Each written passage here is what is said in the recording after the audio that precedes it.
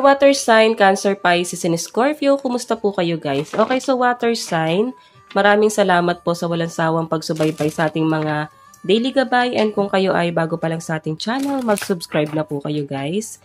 And i-click mo na rin yung ating notification bell para lagi po kayo guys updated sa ating mga bagong upload. Tignan natin water sign, ano bang inyong gabay? Water sign, Cancer, Pisces, and Scorpio. Gabay po Spirit Guide. So guys, meron tayong King of Swords. So nakikita ko guys yung pagiging practical, pagiging matalino mo, pagiging logical mo. Mas gumagana yung utak mo ngayon eh. Parang ganon. Mas na-analyze mo yung mga bagay-bagay. Hindi naman to guys sa pag-overthink. Pero may mga sitwasyon ngayon na maaring napagdudugtong-dugtong mo yung mga bagay-bagay. Okay? Nasa-sense ko rito guys na ngayon, mas nakakapagbigay ka ng opinion sa ibang tao. And I think yun yung kailangan mo ngayon, nakakapagbigay ka ng opinion sa ibang tao. And kailangan mo rin ngayon guys ng opinion naman para sa mga pinagdadaanan mo ngayon. Hindi naman siya guys matinding problema. So I think gusto mo lang din talaga maging fair kung tama ba yung na-feel mo or baka may mali. Okay? Baka may doubt ka lang or baka mali yung hinala mo. So, tignan pa natin, water sign.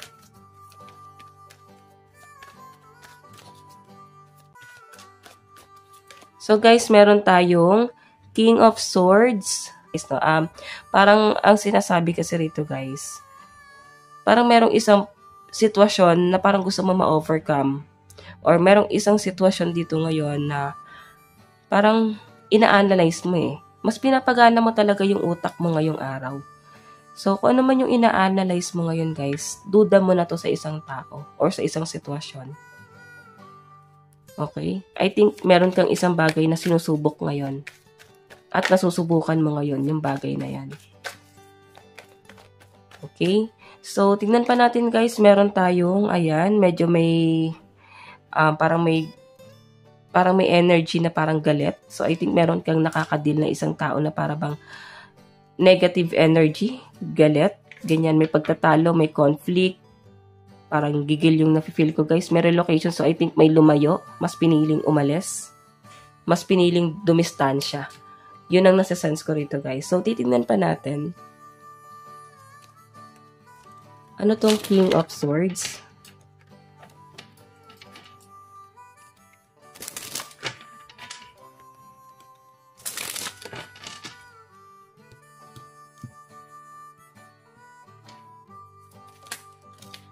So guys, meron tayong Three of Pentacles.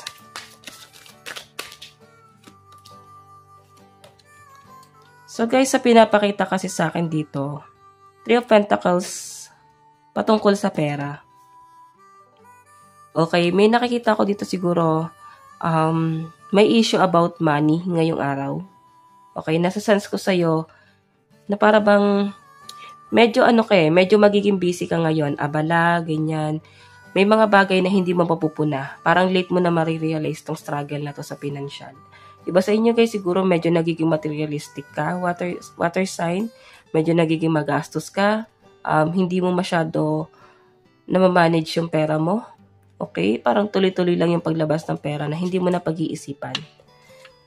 Ayan. So, tignan natin guys. Ano po itong Page of Swords? Ano po yung Page of Swords?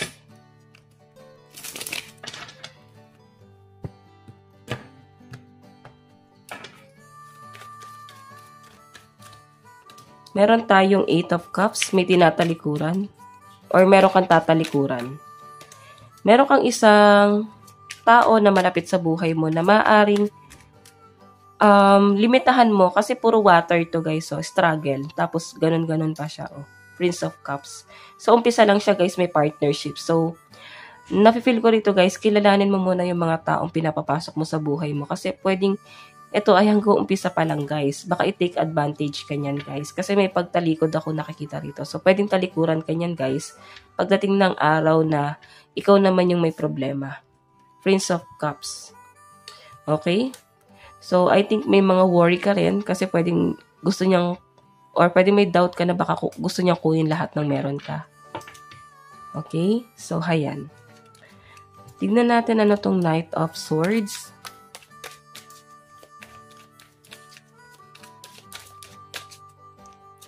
Meron po tayong King of Cups. Meron tayong King of Torches. And Five of Pentacles. Nakikita ko rito guys yung pagtatalo about money, no? Siguro may mga conflict, parang ang bilis maubos ng pera ngayon, ng mga stock. Pwedeng ikaw ay nagpaplano na mag-grocery ngayon kasi parang feeling mo ba't parang ang bilis na ubos ng stock mo. Okay?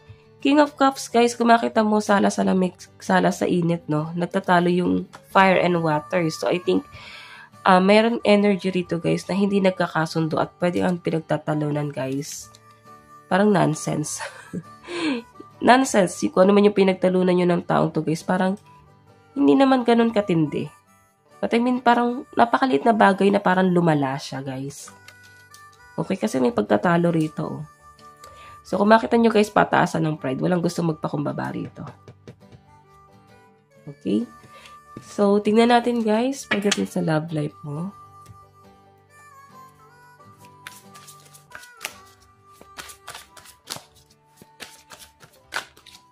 Meron tayong Queen of Swords. So, I think meron kang past person na iniisip ngayon. Or pwedeng past person na nag-iisip sa'yo ngayon.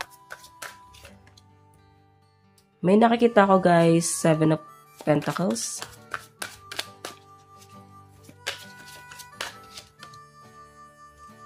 May pagtatalo, oh. Nakikita ko dito yung pagbabago ng mood mo. Para bang undecided ka na rin dito sa taong to. Sa nasa-sense ko rito, no? Sa nakikita ko guys, ayan, no? Ang naging conflict nyo is communication. Maring hindi nagpapatalo itong person mo.